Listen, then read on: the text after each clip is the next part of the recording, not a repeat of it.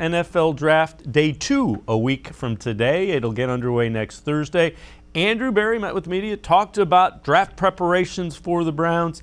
Here's what he had to say about the priorities in the draft for the Browns. It's almost like going to a restaurant hungry. Like, you get familiar with a number of these players, and whether you have 2 picks or 20 picks, you probably feel like you never have enough. Our approach is more about really just adding as many young talented guys to the roster that we can. We certainly do have call it certain positional leanings. I won't necessarily disclose those specifics in this setting, but we are a little bit more long-term focused as opposed to short-term focused when we make selections when we're on the clock.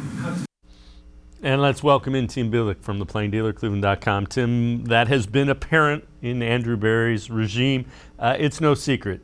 Wide receiver, defensive tackle, defensive end. Those are the positional leanings that they need to add to. Yeah, and I understand Andrew Berry obviously saying, they want to keep everything open, and it makes sense to do so because the needs the team has now might not be the needs they have in a few weeks. When you talk few years, I should say, because players are going to leave a free agency, there's going to be injuries, there's going to be decline of certain players, so you can't anticipate needs, but you can kind of understand what could be coming down the pipe, when it comes to what you might have to account for. So I think there's part of that goes into it, in addition to just addressing current needs. But I mean, we all see the needs. I'm sure Andrew Berry and company see the needs when it comes to, receiver help and defensive line help.